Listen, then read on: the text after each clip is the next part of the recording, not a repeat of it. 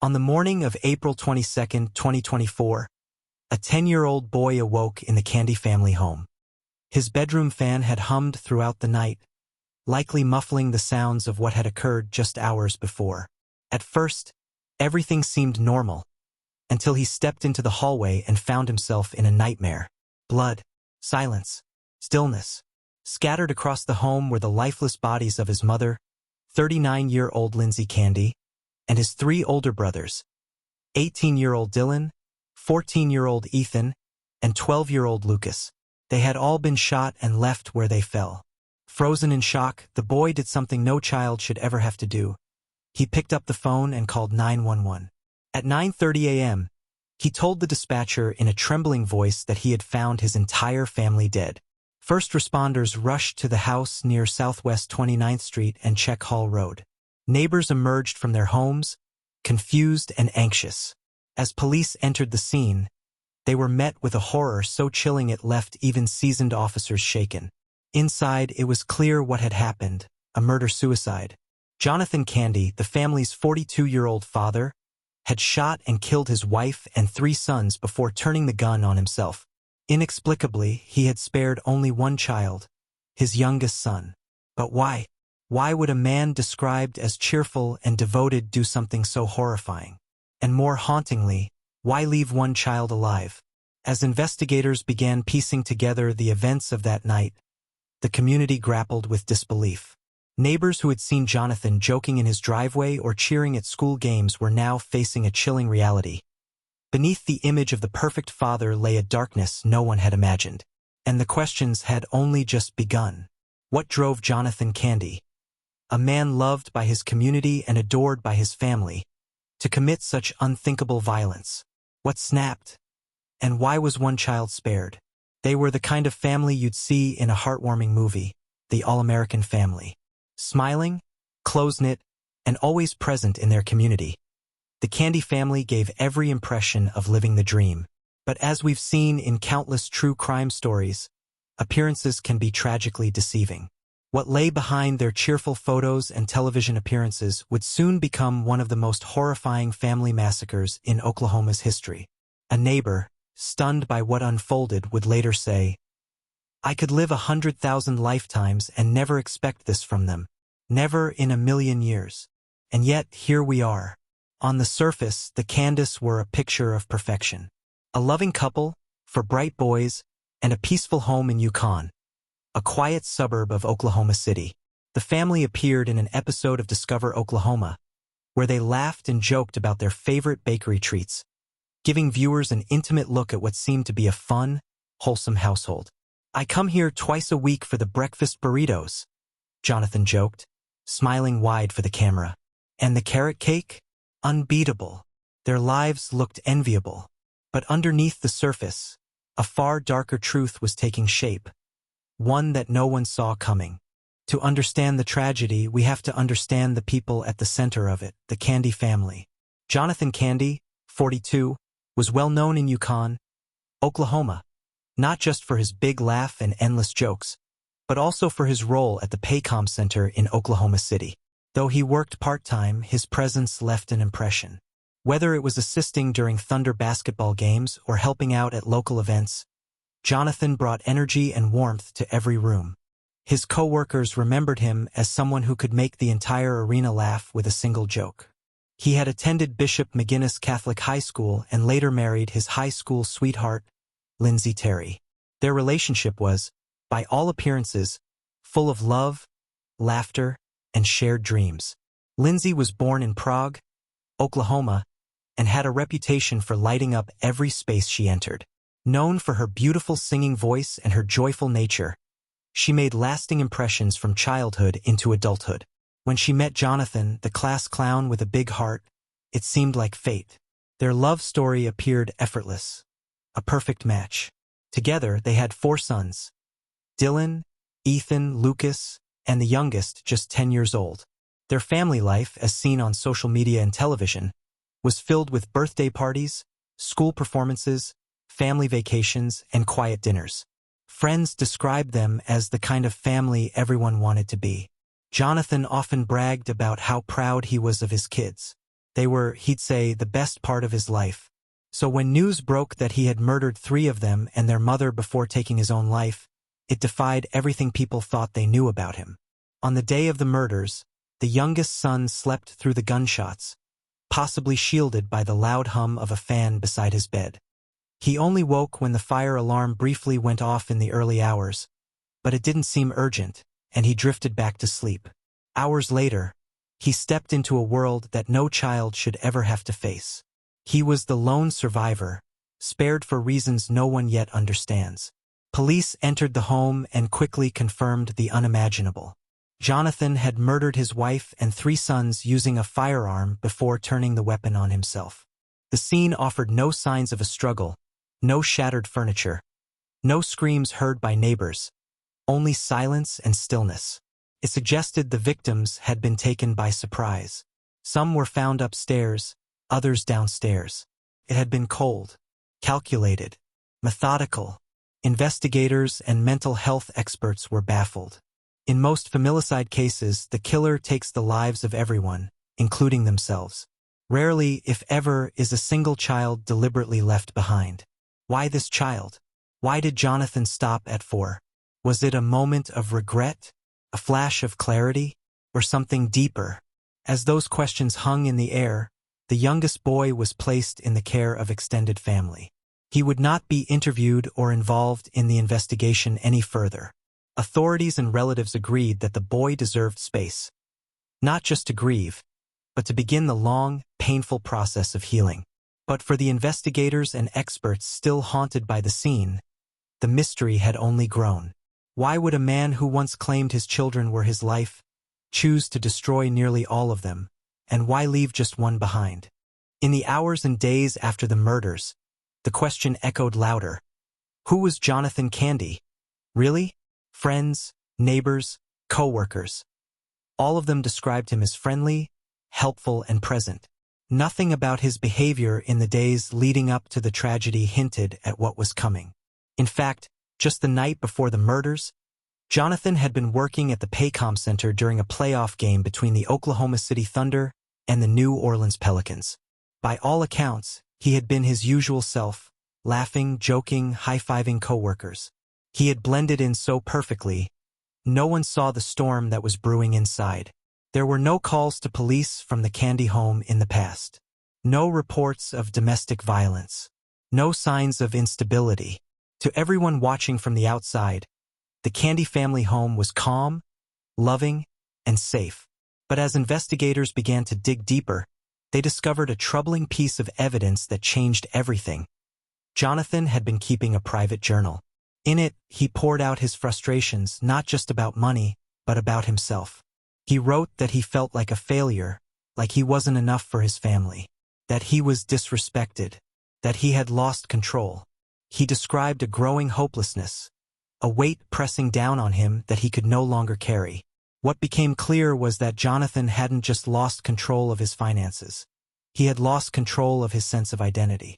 Behind the cheerful mask was a man unraveling, piece by piece. Family members admitted that, in hindsight, there were small signs. He had become quieter, less sociable. He seemed distracted, preoccupied. The warmth between him and Lindsay had started to cool. There were no shouting matches or public fights, just an unspoken distance. The kind that builds slowly and silently until it becomes a wall. That silence may have been the first true warning sign. Lindsay, for her part, was doing all she could. She juggled the needs of 4 boys, rising expenses, and the emotional weight of a marriage that was quietly cracking. School supplies, clothing, food, medical bills, they were stretching their resources as far as they could. And still, it wasn't enough. Their efforts to maintain appearances, to smile at local events, to laugh on TV segments, became a mask worn for the world. But behind closed doors, the stress had begun to consume them. Jonathan didn't talk to anyone. He didn't reach out. He didn't ask for help. And that silence may have sealed all of their fates. What would have happened if someone, anyone, had seen through his mask? Could one conversation have stopped it all? Lindsay Candy wasn't just a wife or a mother. She was a light in every room she entered. Friends described her laughter as contagious and her spirit as unforgettable. A childhood friend, Cami Cruz, wrote a touching tribute on Facebook, remembering Lindsay not just as the girl she graduated with in 2002, but as someone who remained kind, warm, and loyal long after the high school years had passed. They had once fallen asleep together in a treehouse as kids, a memory Cami shared with bittersweet fondness. Their parents had panicked, thinking something terrible had happened, even calling the police. But in the end, it was just two little girls lost in their own innocent world. That memory, like so many others, now felt heavier in the shadow of what had happened. Lindsay was the kind of friend who never needed words to be present. The kind of mother who showed up at every game, every performance, and every moment that mattered. Her sons adored her. Her friends cherished her. She made memories and people held on to those. Their oldest son, Dylan Candy, was just 18. In May 2023, he graduated from Mustang High School, filled with dreams and a bright future ahead. He had a deep love for music, especially the drums. Dylan played with passion and precision in his school's marching band, and when he enrolled at Oklahoma Baptist University, he joined the prestigious Bison Brigade, a rare honor for a freshman.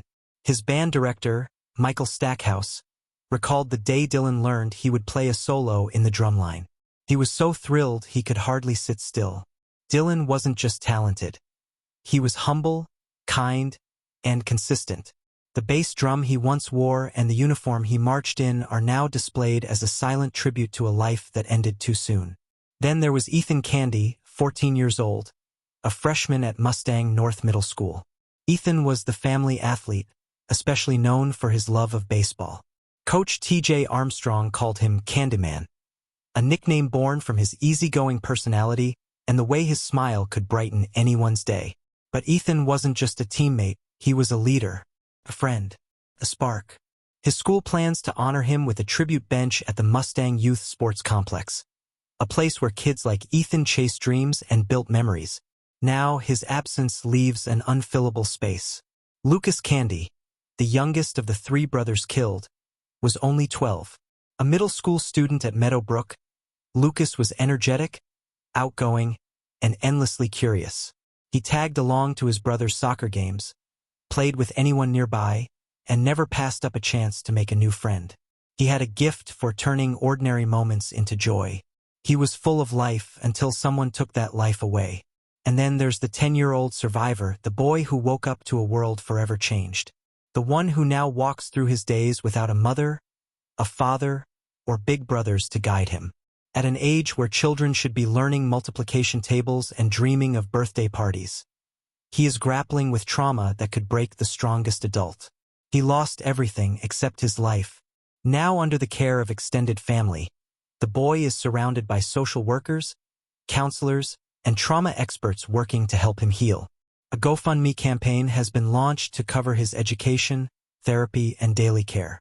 Strangers from around the country have sent gifts, donations, and letters of love. Though nothing can undo what happened, the outpouring of support reminds him, and us, that he's not alone. But can a child ever truly recover from such unimaginable loss, especially when the person responsible was the one who once tucked him in at night? In the aftermath of the killings, one haunting realization took hold. No one saw it coming. Jonathan Candy, to those around him, was the jokester, the helper, the guy who could lift a room with a clever comment. But behind that carefully maintained persona was a man coming undone. His private diary, discovered by investigators, revealed thoughts he had never voiced aloud. Thoughts steeped in inadequacy, frustration, and shame. He wrote of feeling invisible in his own home, that he had failed the people he loved most, that the weight of fatherhood, not the joy of it, but the responsibility, had become unbearable. He felt disrespected, unsupported, and worst of all, like he didn't matter anymore. This was more than financial stress. It was an identity crisis. To the outside world, he was still Jonathan, the funny dad, the doting husband, the friendly face at community games. But internally, he was collapsing. He didn't reach out. He didn't confide in friends. He just pulled away.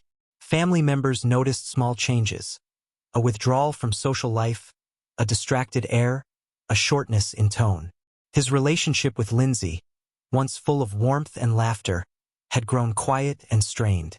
It wasn't loud arguments or visible rage. It was something more subtle, more dangerous. Silence, distance, emotional erosion, and no one asked the deeper questions. Mental health experts now looking back on the case believe that Jonathan may have been experiencing a profound psychological crisis, one that he masked so well it became invisible. Clinical psychologist Dr. Joni Johnston, who consulted on the case, said she had never encountered a murder-suicide where 3 children were taken but 1 was spared. That choice, she said, didn't just break the rules of criminal profiling. It broke her heart. Why stop at 4? Why leave 1 behind? Was it guilt? A moment of clarity? A split in his mind that couldn't reconcile with the idea of ending all their lives? We may never know. And now we never will. Jonathan's death closed the door to those answers. But it opened up new, urgent questions about the quiet ways in which men suffer, and how easily that suffering goes unnoticed. Men struggling with depression often don't exhibit the classic signs. They don't always cry or talk openly. Instead, their pain appears as withdrawal, irritability, or emotional numbness. They shut down. They distance themselves. And because of cultural expectations around masculinity, many are taught that asking for help is weakness. So they don't. Instead, they bury their pain under routines, humor, or silence. They suffer inwardly until the pressure becomes unbearable. And in the worst cases, the very worst, that pressure explodes outward. Could this tragedy have been prevented if Jonathan had reached out? Or did everyone simply miss the signs because they weren't loud enough to hear? As the investigation deepened, the picture of the Candy family began to shift. The happy photos, the cheerful public appearances, they were real, but incomplete. Beneath the smiles was a pressure cooker building steam. Money was tight, very tight. Jonathan worked part-time at the Paycom Center, a major Oklahoma City venue known for hosting NBA games, concerts, and events. While the job brought excitement and public engagement, it wasn't stable, nor did it offer the kind of income necessary to support a family of 6.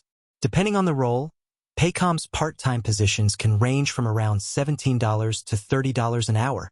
Full-time employees with more specialized roles might earn anywhere from $44,000 to over $130,000 annually, with full benefits. But Jonathan wasn't in one of those positions. His hours were likely inconsistent, tied to events and seasonality. There were no guaranteed benefits, no steady paycheck to rely on. He did everything he could to make the money stretch: groceries, bills, school supplies, medical costs, clothes for 4 growing boys. But as time passed, the bills piled up. Their credit cards were maxed. Payments were falling behind. The financial strain was no longer background noise. It had become a constant, suffocating presence. Jonathan was spiraling. He didn't talk about it. He kept the panic to himself. But privately, it ate away at him. His identity as a provider, as the man who was supposed to hold everything together, was crumbling. He began to internalize his failures.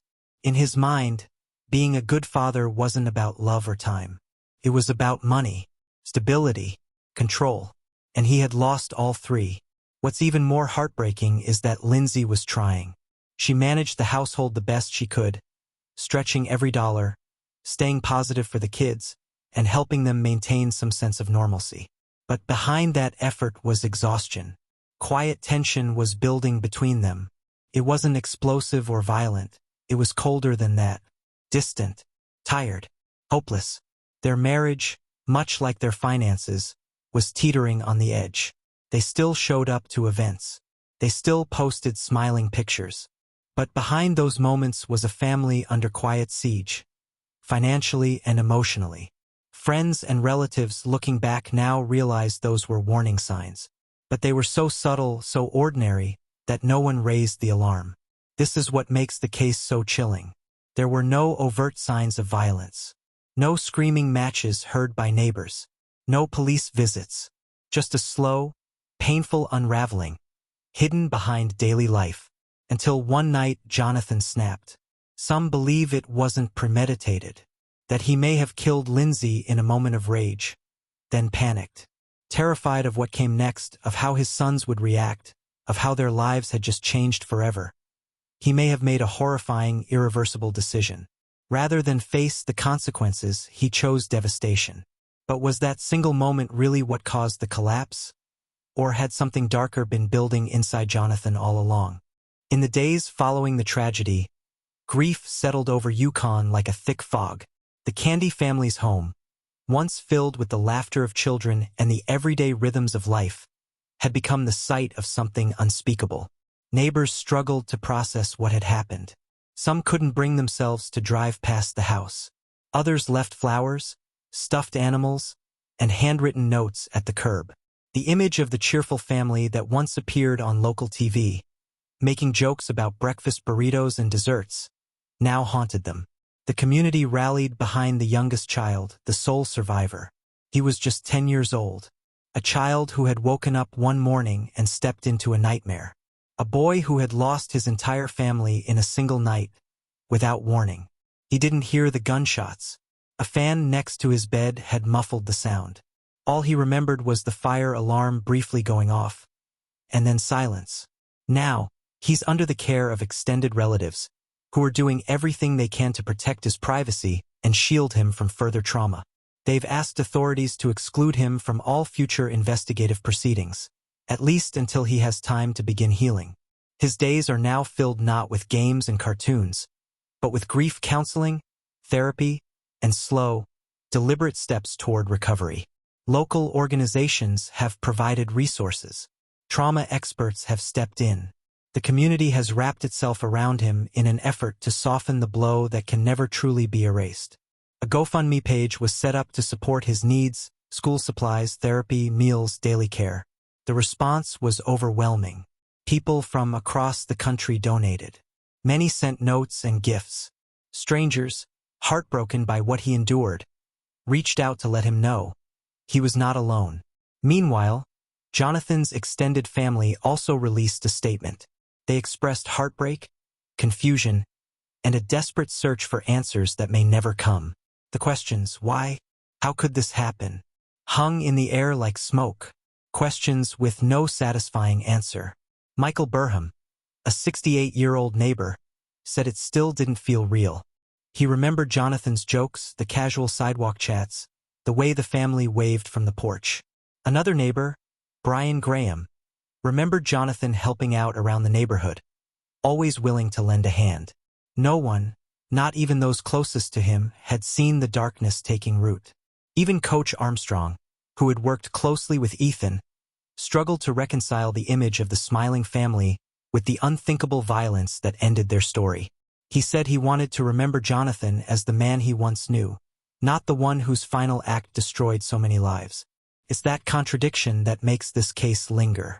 The Candy family looked like the kind of family you'd want to be. They laughed together, supported each other, and lit up rooms. But behind those bright snapshots were invisible fractures, cracks that widened over time, fed by stress, silence, and the shame that too often surrounds mental illness. This case has since become a wake-up call, not just for Yukon, but for every community. It reminds us that tragedy doesn't always come with warning signs, that mental health crises often happen in silence, behind polite smiles and casual greetings.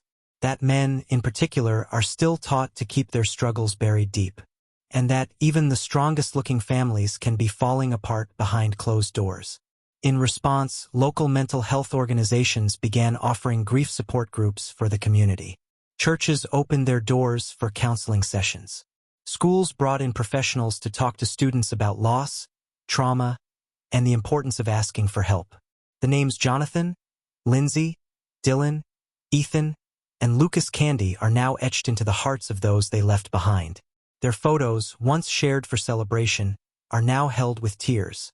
Their story, as tragic as it is, serves as a reminder that we need to check on each other more closely and listen harder to what isn't being said.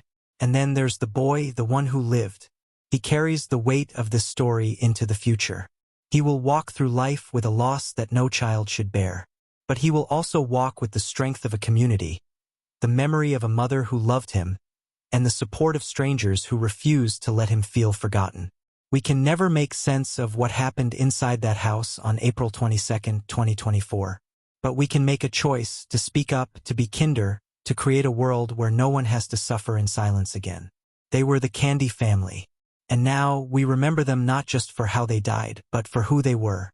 Thank you for watching. Every victim deserves their story told. If you found this story shocking and heartbreaking, subscribe to Crime Uncovered and help keep their memory alive. What do you think about this case? Leave your thoughts in the comments. Until next time, keep questioning everything.